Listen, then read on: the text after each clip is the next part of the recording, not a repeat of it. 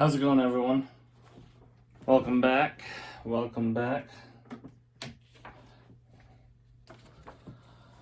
Today we are on chapter 3.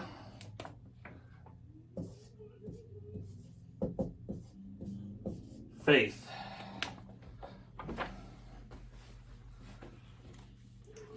And for those that might be tuning in for the first time, I'll put a link to the introduction video up here somewhere. So faith is the visualization and belief in attainment of desire. Just again, I'm going through each of the 13 principles that Napoleon Hill talks about in his book Think and Grow Rich. And just kind of going through, highlighting what I've learned and what stood out to me. Let's see here. Faith is the head chemist of the mind. When faith is blended with vibration of thought, the subconscious mind instantly picks up the vibration, translates it into the spiritual equivalent, and transmit it to infinite intelligence, as in the case of prayer.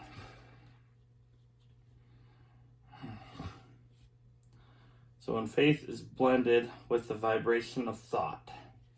So you can have the thought, but if you don't have the faith to go with it, then it's not going to work.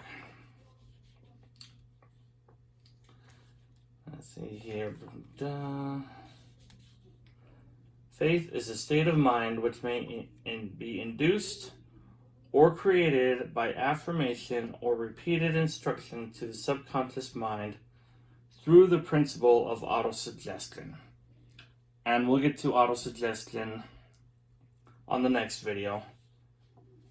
But let me repeat that. Faith is the state of mind which may be induced or created by affirmation or repeated instruction to the subconscious mind. So you're telling your subconscious mind over and over and over again whatever that thought or desire may be. You know, you say it once or twice, your subconscious mind isn't going to do anything about it, basically. Again, this is just my understanding what sticks out to me. What's on here?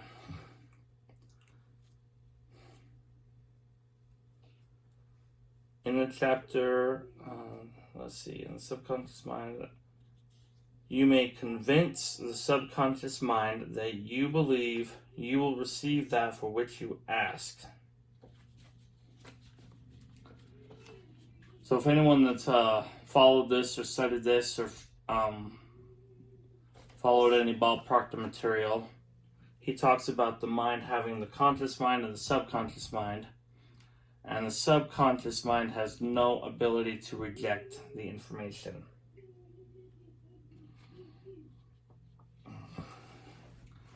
So you can tell your subconscious mind anything, positive or negative, and it will go with that.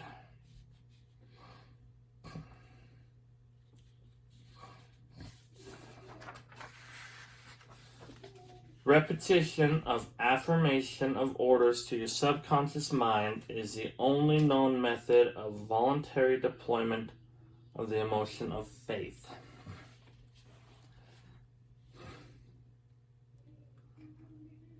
Again, repetition of affirmation of orders to your subconscious mind is the only known method of voluntary development of the emotion of faith.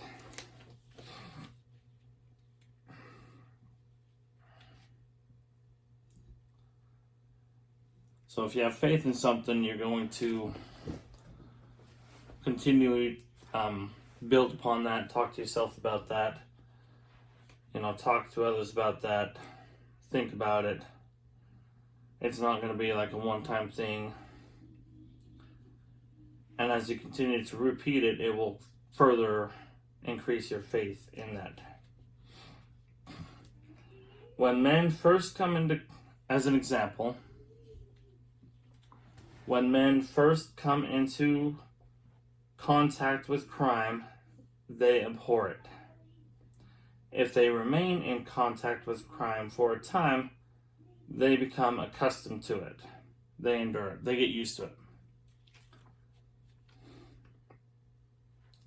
If they remain in contact with it long enough, they finally embrace it and become influenced by that.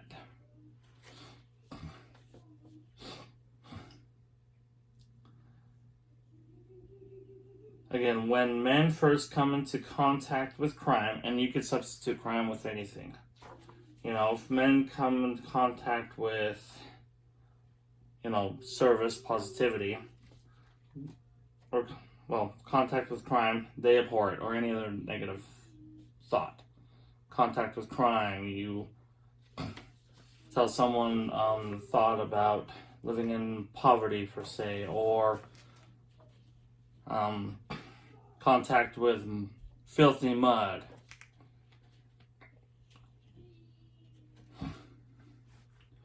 Or even contact with crap. They abhor it. If they remain in contact with it for a time, they become accustomed to it. They kind of get used to it. They tolerate it.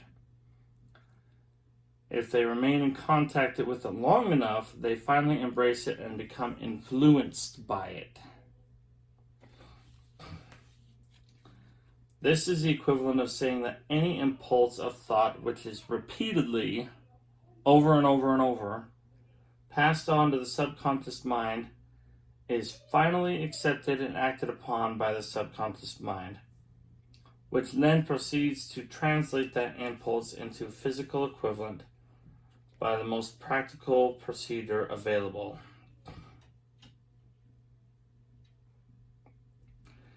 In connection with this, consider again the statement, all thoughts which have been emotionalized or given feeling and mixed with faith begin immediately to translate themselves into their physical equivalent or counterpart.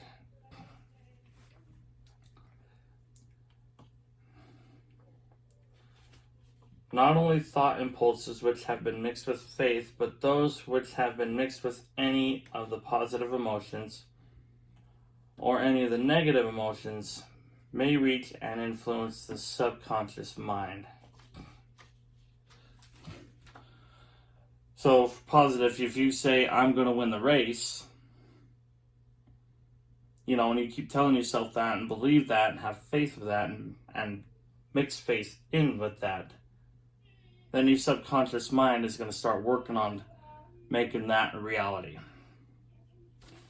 But on the other hand, if you keep telling yourself, I'm flat broke, I'm not smart, whatever, bad things always happen to me, then you're going to start to believe that, and your subconscious mind is going to start to believe that, and then turn that into reality. From this statement, you will understand that the subconscious mind will translate into its physical equivalent a thought impulse of a negative or destructive nature just as readily as it will act upon thought impulses of positive or constructive nature.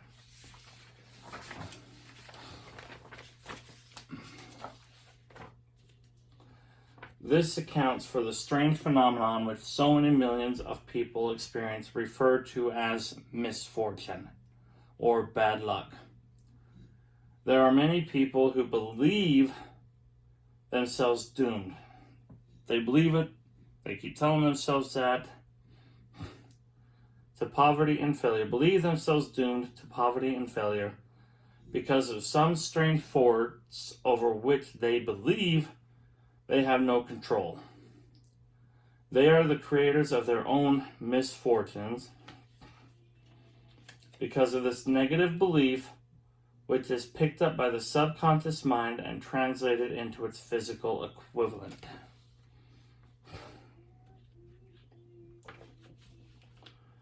So they believe they're doomed to poverty and failure because of some strange force which they believe they have no control. If a person's living in poverty or paycheck to paycheck or whatever, they'll start to believe that that's what they're doomed for. Woe is me, this is my life, I'm never going to get above it. Because in their mind, from some outside source that they allowed to put that thought into their mind or whatever, they believe they have no control over changing that. And it could be as simple as, someone with no bad intent saying, well, this is how it's always been, or maybe someone being a jerk and saying, you're never going to amount to much, or, life sucks, get used to it, kind of thing. They're feeding, let's see here. I'm going to do some drawings here. Think of a blender, and you got little push buttons down here or whatever.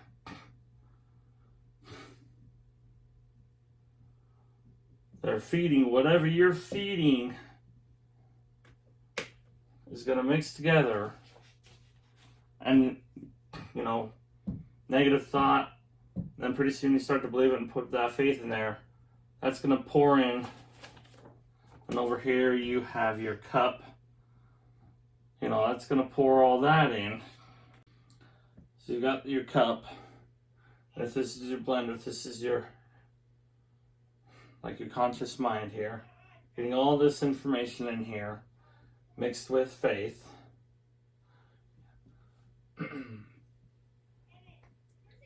Feed it up in there, and then you pour it into your cup, your subconscious mind.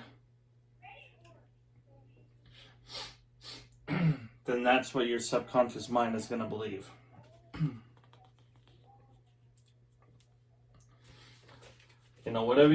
Whatever you continually pour in here and accept, eventually will be poured into here in your subconscious mind, which has no option but to accept it. So if you're pouring in negativity, if you're pouring in blah blah blah, I can't do this, this is life sucks, get used to it, then you start to believe that, you start mixing faith with that. By that I mean, you're pouring belief into it, you believe that's going to happen. Pretty soon all that's going to end up in here, and so your subconscious mind is going to start to transmute into its physical equivalent by the most direct and practical media available. Any order which is given to it in a state of belief and faith that the order will be carried out. So if you believe that your life sucks, you believe that nothing happens for you, or it's always someone else that gets the big break or the perfect job or whatever,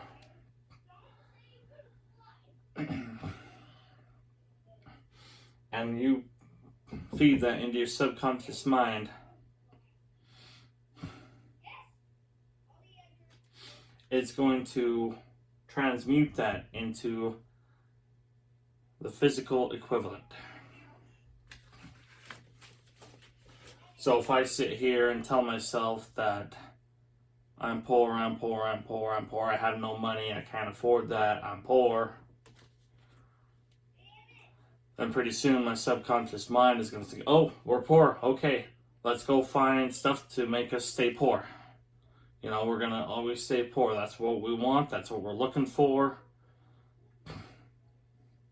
You know, it's like a bloodhound. You give it the scent, and that's what they're going to go look for. But on the flip side, and just as easily and the same amount of effort, if you're pouring in positive things, I have wealth, I have good health, I don't have to worry about money, I'm living the life I want, I love what I do, I am successful, whatever successful means to you. I am successful. I have a good relationship with my family. I have a good relationship with God. I have a good relationship with money. If you start pouring that stuff into there, mixing that in with faith, you know, you're telling yourself, I'm successful, I'm positive, I'm healthy, I love what I do. And that's what's going to go down here. You know, up here, you can choose. Like it says up here, because of some strange force which they believe they have no control, they don't think that they can control the quote-unquote outcome. But all this information can come in here, and your conscious mind can accept or reject it. You know, let's say the lid right here is the filter, and this is like the information coming in.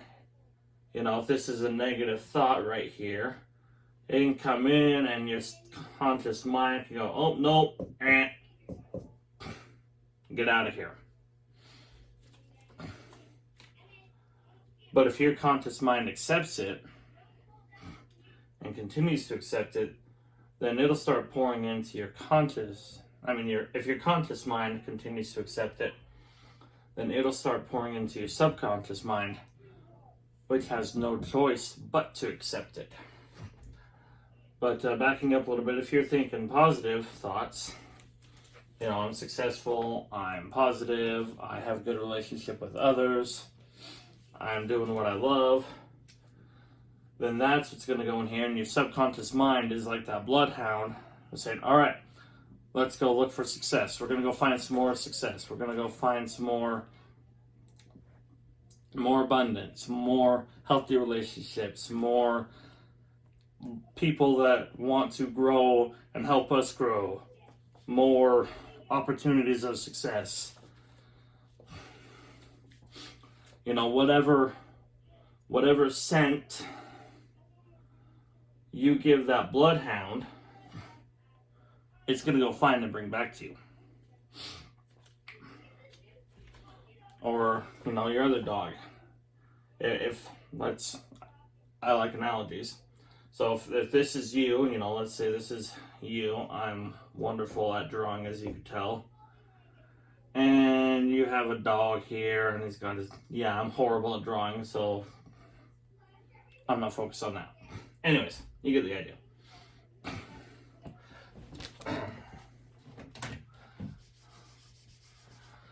But, so if you're here and this is your dog, and you're throwing the ball, whether that's a ball of negative beliefs, full of negative beliefs, or the ball of positive beliefs, you throw that ball, that dog's going to go find that ball, or more balls just like it, more tennis balls just like it, more things just like it. It's going to go fetch those and bring those back.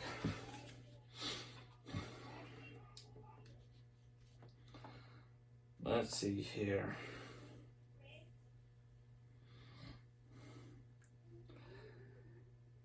If it be true that one may become a criminal by association with crime, and this is a known fact, it is equally true that one may develop faith by voluntarily suggesting to the subconscious mind that one has faith.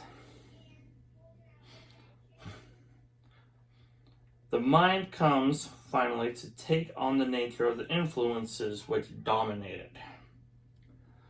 So if your blender is full of positive, then all that positive is going to go into your cup, your subconscious mind, and it will take on the nature of the influences that dominate it. Or if your blender is full of, I can't afford that, I'm broke, I don't know how, that never happens to me, it's someone else, then that's what your subconscious mind is going to take on the nature of.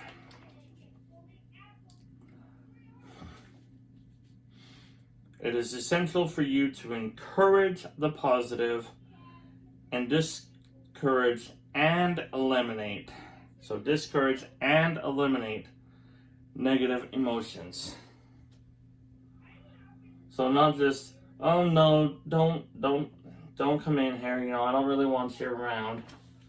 You gotta know, get the heck out of here. Don't come around.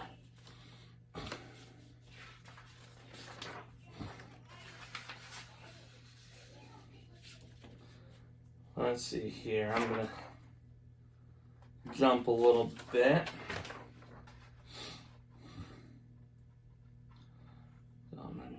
Thoughts. Alright, so come back to the I don't want you around. The human mind is constantly attracting vibrations which harmonize with that which dominates the human mind. So if your blender is full of negative thoughts, then chances are your cup will be full of negative thoughts.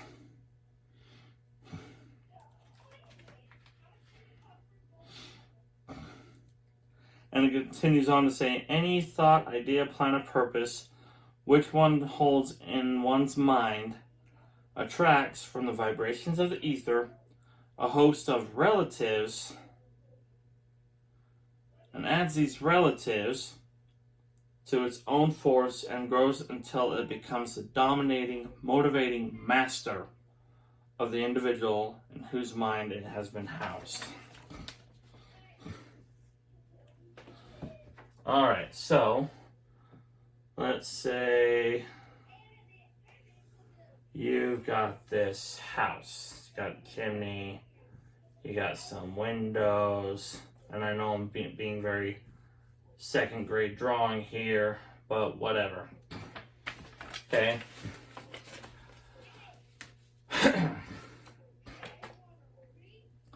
Like I was saying before, let's say you're in this house, and like the example with being introduced to crime.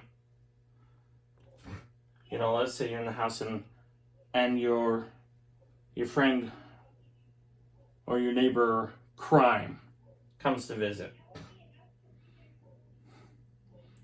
At first you might kick him off, but if he keeps staying around, or okay, just stay on the porch. And pretty soon you let him in the house and sit on the couch, and pretty soon he's watching TV with you. So you're getting more comfortable with them. Or whatever that negative thought is. I'm broke. I'm not good enough. This never happens to me.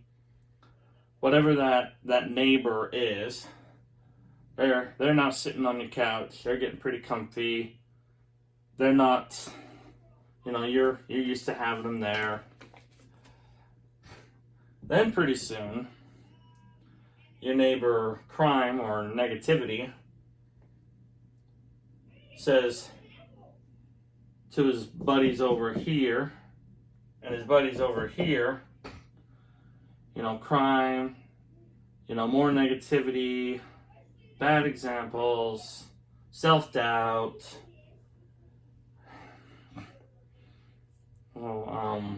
gossiper, naysayer, on and on and on. Pretty soon he starts letting them in. Like, come on in. So what's that one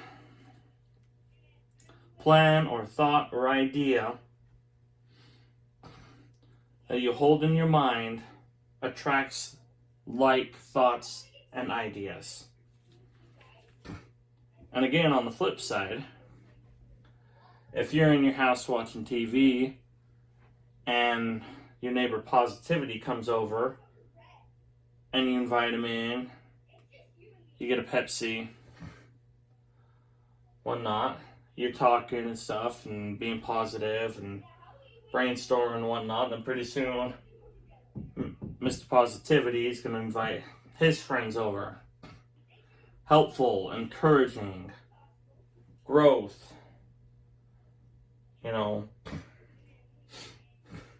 supporter, believe. So who do you want in your house? Who do you want in your house? What do you want in your cup?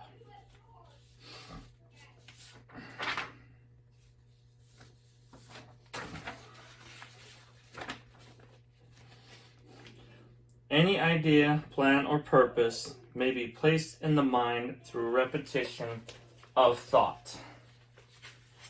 Okay?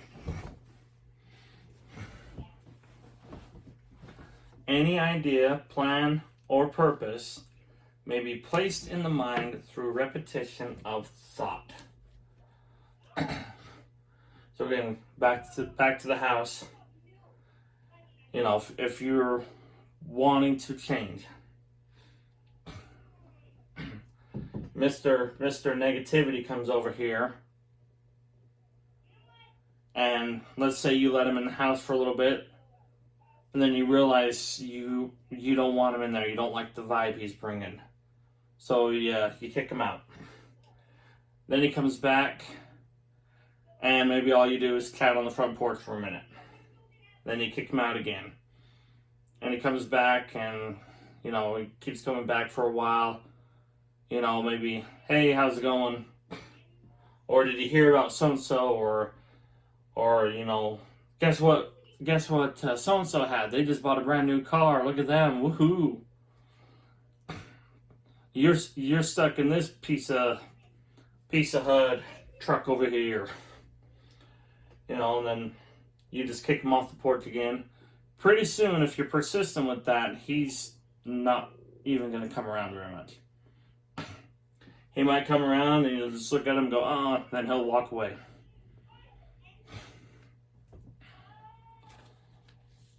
And likewise with bringing him in.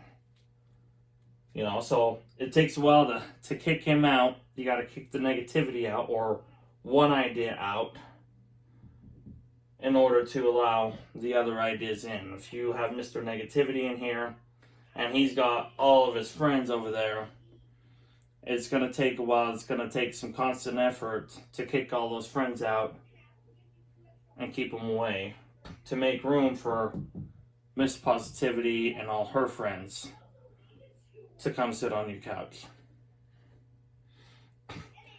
And even when they're there, they might still come back and, or let's say you're in here and Miss Positivity says, you can do this, you would be great at this, or you can make so much more than you're making now. You got to be careful, because Mr. Negativity over here will be looking in the window and go, no you can't. But that's where that repetition comes in. To say, you go close the window, say hush up, Mr. Negativity, and continue to listen to Miss Positivity through repetition. And the more you do that, and the more you're persistent with an idea, the stronger it becomes.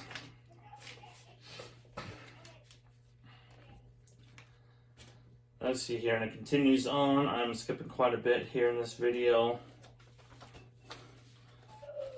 but it's a great read. I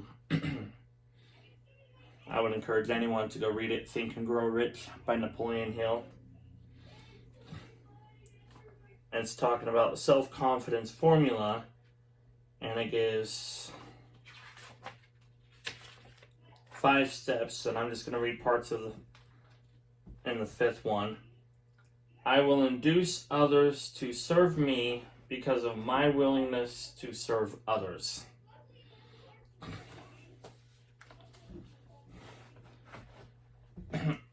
I will induce others to serve me because of my willingness to serve others. You know, if you're sincere and serve others and truly want to help others, then they're going to want to help you.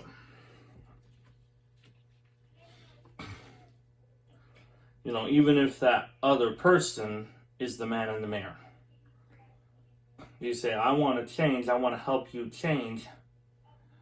You know, if your subconscious or whatever, or your conscious is saying, I want to help you change your subconscious, I want to change your paradigm and be better and higher frequency, let me help you, then they're going to want to return the favor. You know, they're more likely to want to serve you. I will cause others to believe in me because I will believe in them and in myself. And as you go through this and study this and start to practice and understand this more, you will realize that until you truly believe in yourself, you won't know how to fully believe in others.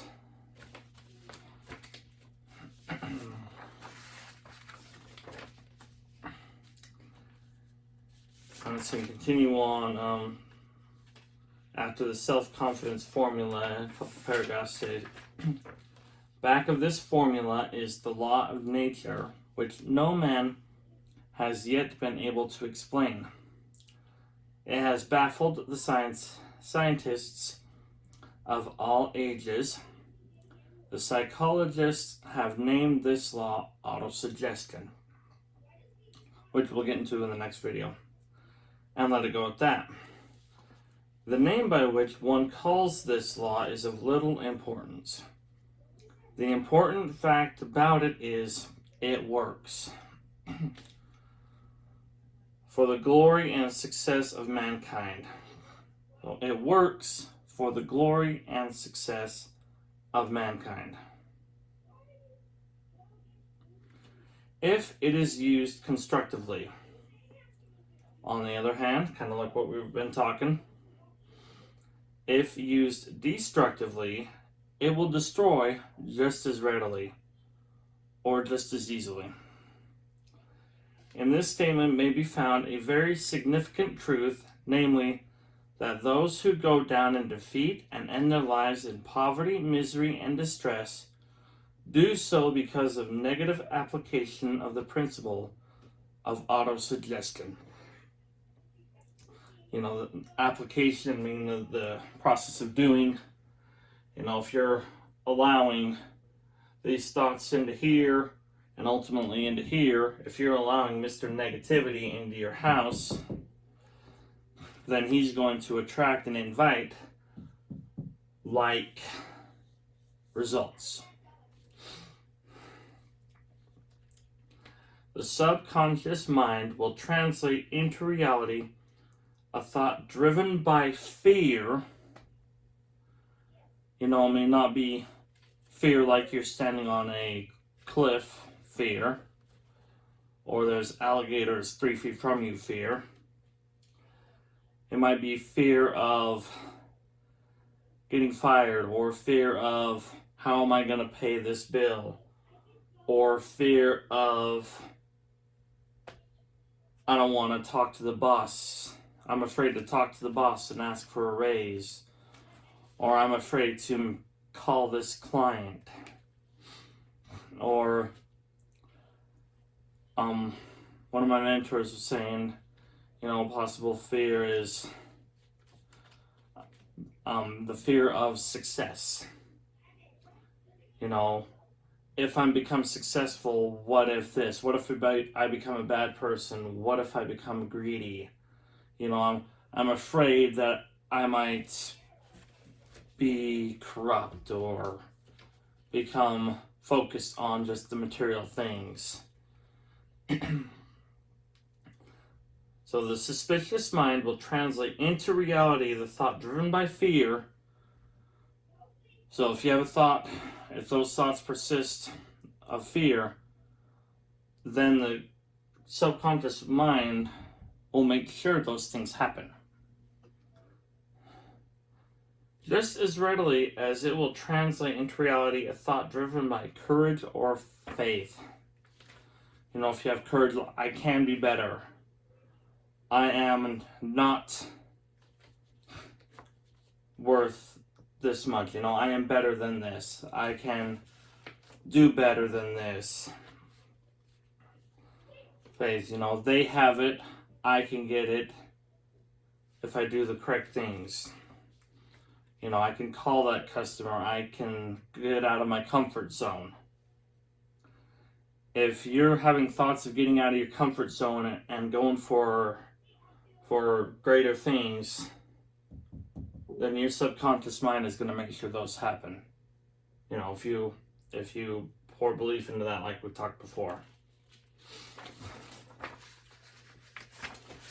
If you fill your mind with fear, doubt, and unbelief in your ability to connect with and use the forces of infinite intelligence, the law of autosuggestion will take the spirit of unbelief and use it as a pattern by which your subconscious mind will translate it into a physical equivalent. So let me repeat some of that and rephrase it here. The law of autosuggestion will take this spirit of unbelief and use it as a pattern by which your subconscious mind will translate it into its physical equivalent.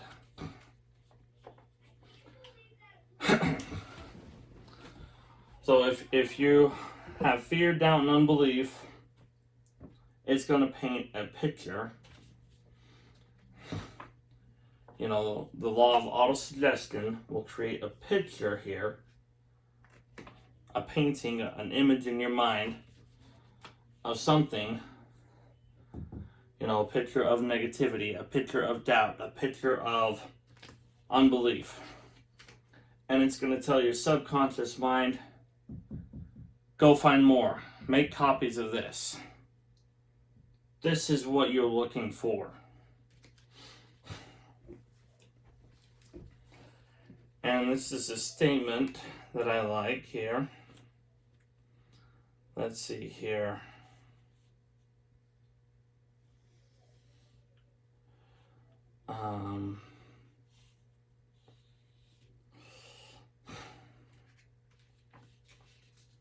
I'm trying to find who coined it. I'll find who said it, but the law of autosuggestion, through which any person may rise to altitudes of achievement which stagger the imagination, is well described in the following verse. If you think you are beaten, you are. If you think you dare not, you don't.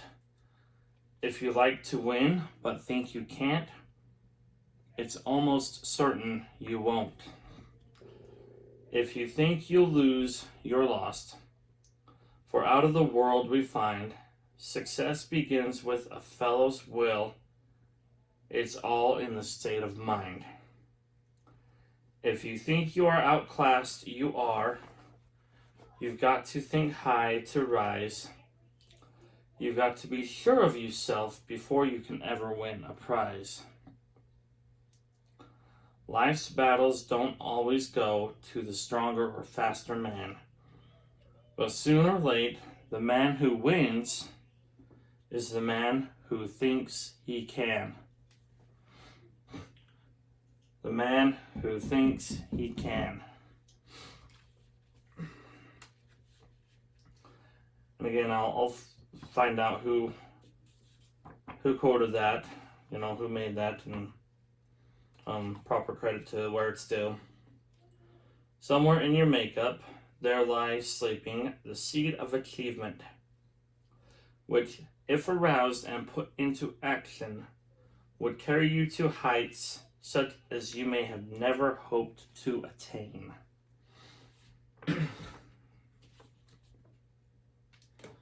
You know, so let's see here. Makeup, there lies a seed of achievement. So in your subconscious mind, there may be a seed of achievement. And let's say, all right, here. All right. Let me erase some of this.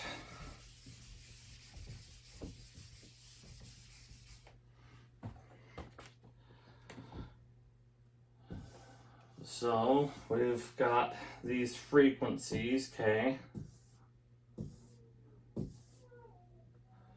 And let's say you're down here, but you start believing in your subconscious mind that you know you can do up here. Somewhere in this journey, there's going to be a seed of achievement. Let's say it's right here or wherever. And it's going to open your mind. It'll carry you to heights such as you may have never hoped to attain. You know, you were dreaming to get onto this level, this frequency. But somewhere you was aroused and put into action, a seed.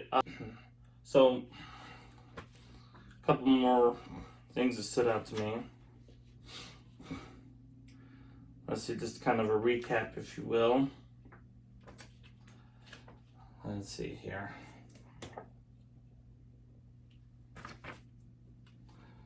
You have an idea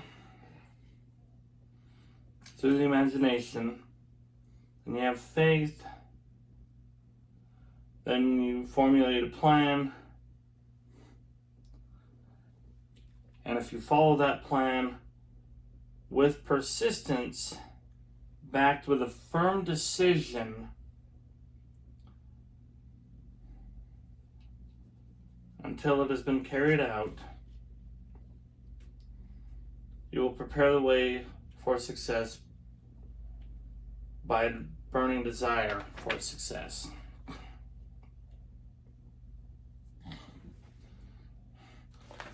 So,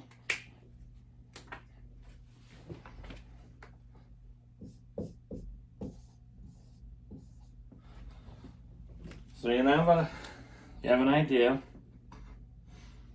and you put some faith into that idea.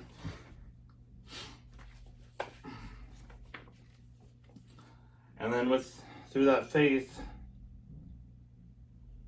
a plan will start to emerge. And if you follow that plan with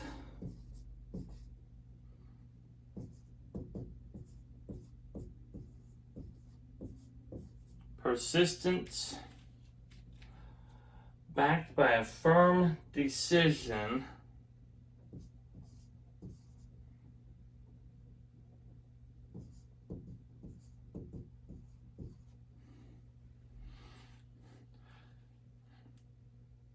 you will prepare a way for success by having a burning desire for success.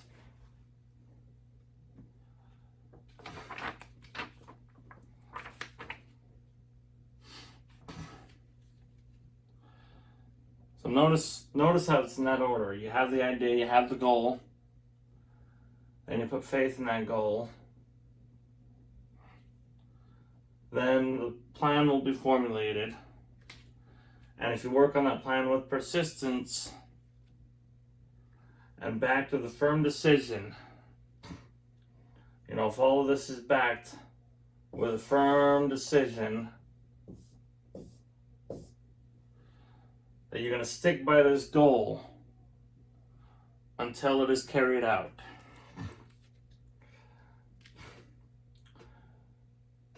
You're going to stick by this goal. You're going to stick with the faith that you've got. You're going to stick with the plan. And that plan may be a different plan.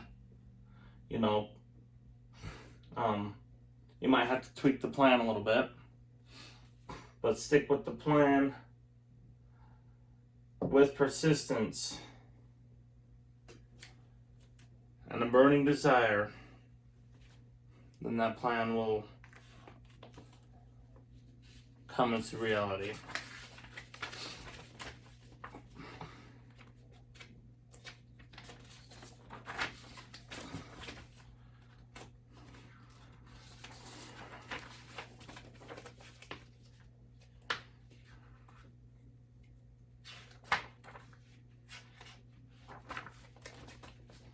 Sorry, just going through my notes here.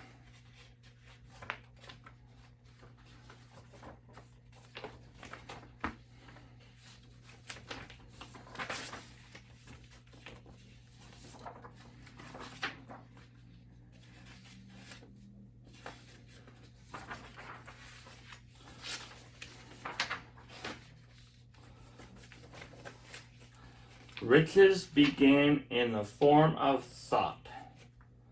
The amount is limited only by the person in whose mind the thought was put into motion. Faith removes limitations. So riches begin in the form of thought. The amount is limited only by the person in whose mind the thought is put into motion. Faith removes limitations.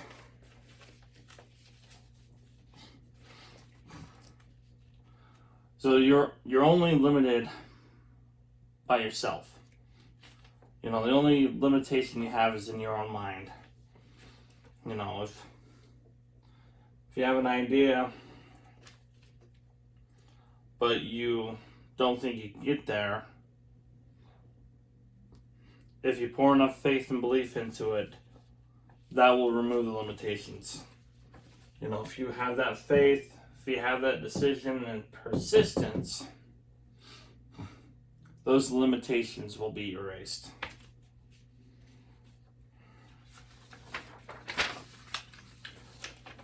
There are no limitations to the mind except those that we acknowledge. Both poverty and riches are the offspring of thought. Let me read that again. There are no limitations to the mind except those we acknowledge. Poverty and riches are the offspring of thought.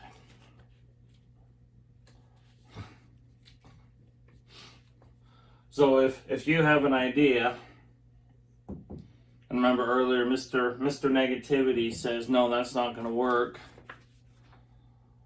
With your belief and your ability to choose in the subconscious mind, you can tell that thought to get out of your way. Say, nope, I refuse to accept that. I'm going to make it happen whether you think I can or not. You know, Mr. Negativity, you are wrong. You know, or whatever that is. You know, your idea is to go for $1 million, but you're like, oh no, I've never done that before. I can only do 100 grand. You know, if you choose to acknowledge that and believe it and put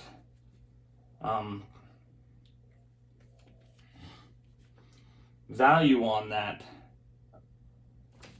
then yeah, that's going to limit you. But again, that's your choice. Mr. Negativity and all his buddies can throw all sorts of things at you, but you still get to choose what ones you accept and what ones you reject. Awesome. Hope that helps. We'll see you in the next video.